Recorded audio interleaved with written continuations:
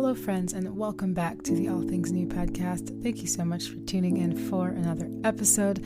I can't believe it's been a month and a half since I published my last episode. My life has been insanely busy and I've been running around doing this and that, and now that it's spring, I've been doing a lot more gardening, which has been also taking up a lot of my time. But life has been busy. My semester ended a couple weeks ago and I'm still in, I'm not on summer break yet from work, but it's coming. But regardless, I have been so busy. It's been absolutely insane. But I thankfully had a little bit of downtime, so I wanted to come talk to y'all for a little bit because I missed recording episodes and just, writing episodes and all that fun stuff. So it's good to be back, and thank you guys so much for tuning in for another episode, even though it's been such a while since my last one. So if you follow me on social media at all, and if you keep up with my content, this may not be a surprising topic because I've been posting a lot about gardening because I've just been going all out. Last year I did my first garden and it was just 5 raised beds and that was about it. But this year it's 5 raised beds plus 10 pots plus a whole little plotted area for my in-ground plants. So I am going insane this year, but it's so fun. And what I love about gardening is the fact that in the Bible we have so much imagery of gardening, of planting seeds and sowing and reaping, because it's a very practical picture of what happens spiritually and of what happens relationally. And so I recently was cleaning out my fridge, and there was this squash that I had ordered a while back, and it had gone a little bit bad. It had started to mold a little bit, but it was a beautiful squash. I just never ended up using it. It was organic and everything, so that's always a plus. But again, I didn't use it because I don't really cook with squash that much. However, I should probably start cooking with squash more because I'm growing 4 different kinds of squash this year. Anyways, so there's a squash in my fridge and I'm okay, I gotta throw this away. But what if there's some seeds in there? That would be cool. So I cut it open and I decided to harvest some seeds. And to my surprise, I harvested about 200 seeds in this one tiny squash. This thing was about, I'd say, the circumference was maybe 4 inches and the length was maybe 5. So a relatively small fruit. And I was just shocked at how many seeds I got from it. I was expecting I don't know, 20, 30, maybe 40 or 50. But no, I counted about 200, which was absolutely insane. And so through this little just me deciding to cut open the squash to see how many seeds I can harvest, the Lord spoke to me through that.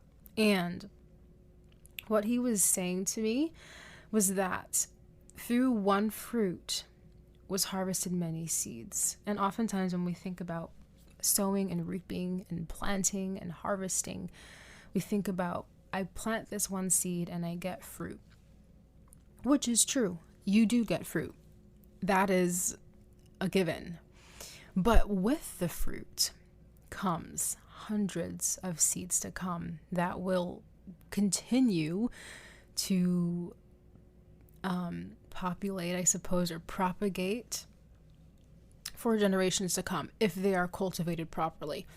And so the Lord was showing me that even though you plant one seed, you get hundreds of seeds from that one, which I thought was just incredible. And it impacted me because, again, I am obsessed with gardening, but it was an amazing thing getting that revelation, realizing wow, so I'm planting one seed, but that one seed might become 200 or more. And that was just really encouraging to me because sometimes it's overwhelming for us to think of planting seeds and wanting to overcomplicate it and trying to control it And while it is our job to plant the seed, and also, I suppose, to cultivate it, God is the one who allows it to grow. And so we sometimes put so much pressure on ourselves, and that's not how it's meant to be. But it's incredible to me that through one small seed that we think might be insignificant, or we might think it won't grow into something, if it does grow, if the Lord brings the increase, that's hundreds of seeds more. So from one seed, it's just incredible to me. I can't get over this. One seed, and it's obviously like common sense if you think about like fruits, but from the one seed that produced one fruit, there were hundreds of seeds produced after that. And I just think that's absolutely amazing. So I wanted to read a couple of Bible passages regarding this topic, a season of sowing. The first passage I'm reading comes from Matthew 13, verses 3 through 9. He told many stories in the form of parables, such as this one. Listen, a farmer went out to plant some seeds. As he scattered them across his field, some seeds fell on a footpath, and the birds came and ate them. Other seeds fell on shallow soil with underlying rock. The seeds sprouted quickly because the soil was shallow, but the plants soon wilted under the hot sun, and since they didn't have deep roots, they died. Other seeds fell among the thorns that grew up and choked out the tender plants. Still, other seeds fell on fertile soil, and they produced a crop that was 30, 60, and even 100 times as much as had been planted. Anyone with ears to hear should listen and understand. So there are a couple things that I want to talk a little bit about regarding this passage. So one of the first things that I noticed while reading this is that there are the same seed. It's the same seed, but they're planted in different areas. And so one of the messages here that Jesus is trying to convey is that it's really important where we plant the seed. And he ends this parable by saying, anyone with ears to hear should listen and understand. And I think that's an important detail as well, because oftentimes we spend a lot of time and energy trying to plant a seed among the thorns. And we spend a lot of time and energy trying to force something to happen, or even trying to plant seeds where they can't grow, or where they're unwelcome, for people have no ears to hear. And so sometimes planting the seed is just, speaking the truth and sharing the word of God. And if they don't receive it, then they don't receive it, but at least you tried to plant the seed, right? And even if you think you quote unquote tried, it may have been planted and you just don't know, and that harvest may not come for years to come. But it's important to remember, it's important where you plant the seed and how you plant the seed. That's really important too. Like, as a gardener, I'm not just gonna put a warm weather crop in the ground in March. That doesn't make sense, because it's cold in Michigan and it doesn't get super warm until May, really. And I also, as a gardener, will not put a seed in super shallow soil where it's not protected enough. And so it's important to remember and realize that it matters where and how you plant these seeds. And so another part of this parable that I think is really, it's closer aligned to what the Lord showed me when I was doing this little squash situation, is that it says, the seeds that fell on fertile soil produced a crop that was 30, 60, and 100 times as much as had been planted. And I think that speaks to the fact that the one seed can produce a fruit that produces hundreds more, which I think is very special. So if we plant our seeds in fertile soil, it can form deep roots and a strong fruit, a strong harvest that will eventually lead up to hundreds more potential harvests. Just think about the fact that, if you plant let's say 5 plants, and let's say they all are successful. And let's just say it's a fruit. Let's just say it's a squash for the sake of continuity.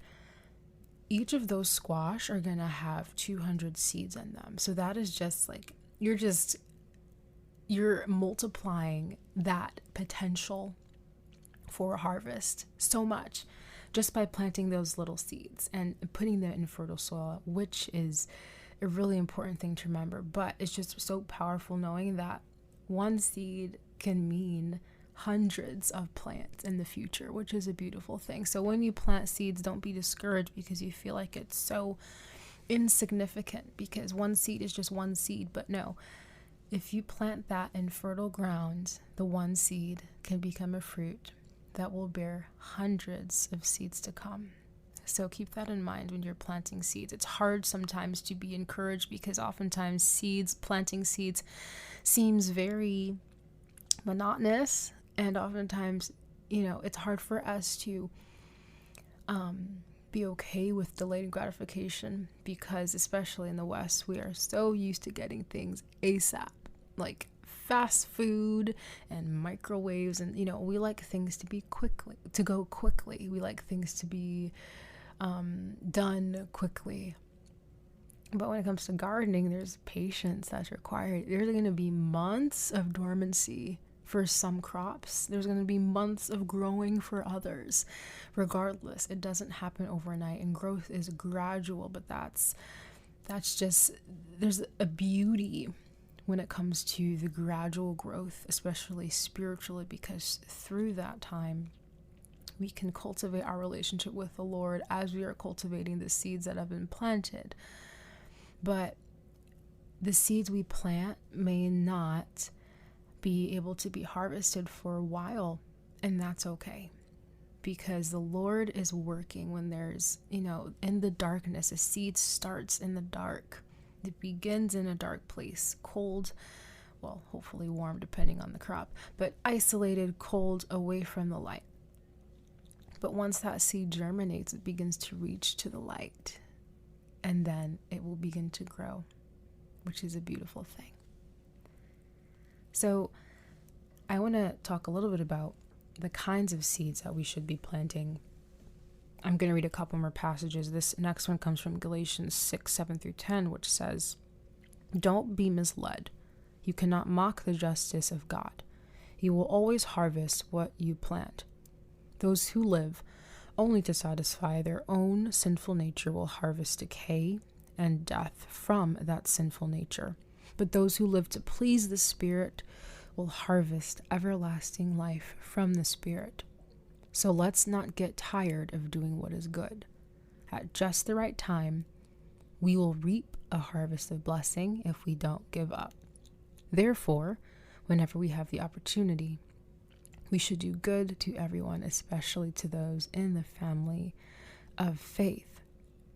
We see this theme of reaping and sowing, planting and harvesting in the Bible a lot. And I think, the Lord is so wise because he uses this imagery of agriculture, which every people group in the world, I guess, except for Eskimos, but I don't know. I haven't looked that up.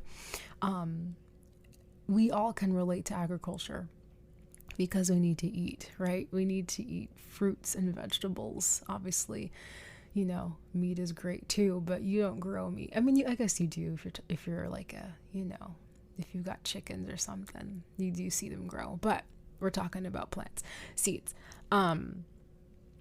We all can relate to farming. We can relate to agriculture. We can relate to planting things and getting a harvest. Even if you haven't planted anything, what happens when you put a seed in the ground and water it and give it sun. And so spiritually, this is what happens as well. If you sow good things, you will reap good things. But regardless of what happens, you will harvest what you plant, good or bad. And so we must live to please God, and we'll harvest everlasting life as a result. And through that journey of pleasing God, of walking with him, living with him, we will also bless others. And we will spread seeds to different places as well. As we bear more fruit, we can plant more seeds, which is an absolutely beautiful thing.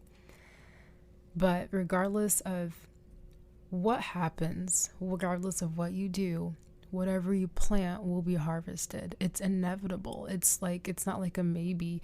It's like maybe I'll get a strawberry plant if I plant blueberry seeds. Like, no, you will reap what you sow. That's just how this works. It's a law of the physical world, but it's also a law of the spiritual world. Hosea chapter 10, verse 12 says, I said, plant the good seeds of righteousness, and you will harvest a crop of love. Plow the hard ground of your hearts, for now is the time to seek the Lord, that he may come and shower righteousness upon you. So another type of seed we should be planting is a seed of righteousness, of doing what's right, doing what's true, doing what's pleasing to God. And through that, a harvest of love will come. And so I also love how it says, plow up the hard ground of your hearts. Because you can't plant in hard ground and expect the seeds to be able to shoot out if the soil isn't worked. So plow, we have to plow the hard ground to make it softer. Plow the hard ground of your hearts. For now is the time to seek the Lord, that he may come and shower righteousness upon you. We cannot have hardened hearts if we want to seek the face of God. Our hearts must be softened. And so we also have to ask the Lord to help us soften our hearts. In the Bible, so many times it talks about our hearts. And it says in Ezekiel, like, the Lord can give you a heart of flesh from a heart of stone. So the Lord has this. He's obviously all powerful, but he can help you, like, plow your heart. Obviously, like, we have our own responsibility. We can't just be, not, no pun intended, but hard, like a hardened heart. We can't have a hardened heart and try to seek God. Like, we have to be willing and acknowledge the hardness in our hearts, and then allow the Lord to soften us as well. So there's like a twofold part there. It's like we have to acknowledge humbly that we need God's help so that he can help us. James 3:17-18 say, but the wisdom from above is first of all pure. It is also peace loving, gentle at all times, and willing to yield to others. It is full of mercy and the fruit of good deeds. It shows no favoritism and is always sincere. And those who are peacemakers will plant seeds of peace and reap a harvest of righteousness. So more seeds that we can plant. Seeds of peace. We should be peacemakers. We should not be quarrelsome. We should not be seeking drama. We should not be seeking attention. We should not be seeking anything that's self-serving, but we should be planting seeds of peace so that we may reap a harvest of righteousness.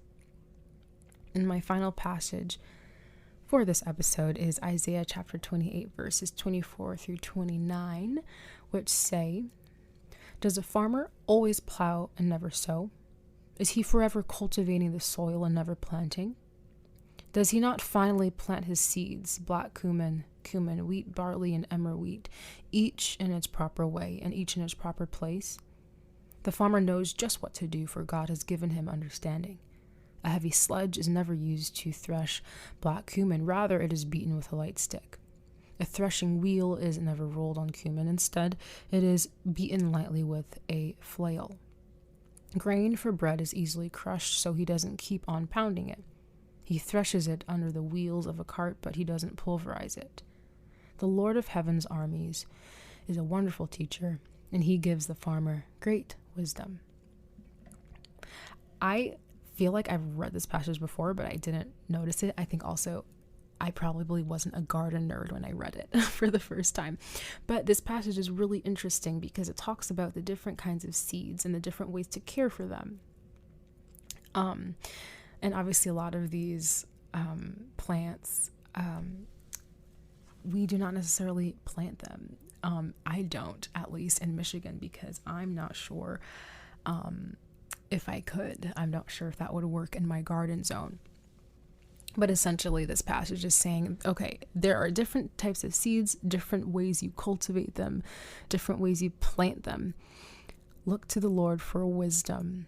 And so as there are different ways to care for seeds and plant them in the natural world, the same as in the spiritual world. That's the whole point of this passage. It's connecting the natural to the spiritual. There are different kinds of seeds and different ways to cultivate them.